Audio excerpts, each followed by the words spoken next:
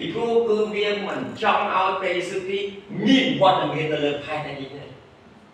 ពីព្រោះព្រះយេស៊ូវគ្រីស្ទគឺជាព្រះនៃការជួយសង្គ្រោះដល់មនុស្ស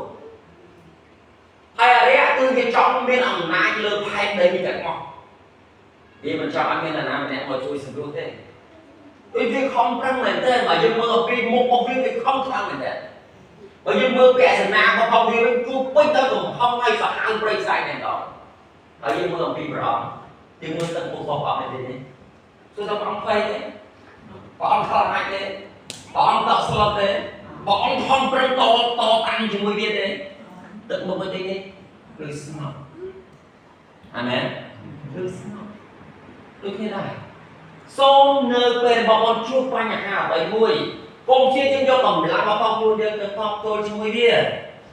កុំព្យាយាមយកប្រាជ្ញារបស់យើងយកទៅគិតពិចារណាច្រើនបាទទុកឲ្យព្រះអង្គជាអ្នករៀបចំបាទនៅពេលដែលព្រះអង្គអ្នករៀបចំបានន័យថាព្រះអង្គមិនចង់ឲ្យយើងប្រឹងលើសពីសមត្ថភាពមានលោកគ្រូម្នាក់គាត់និយាយល្អមែនតើគ្រាន់តែហាក់បីពេលធ្វើឲ្យមនុស្ស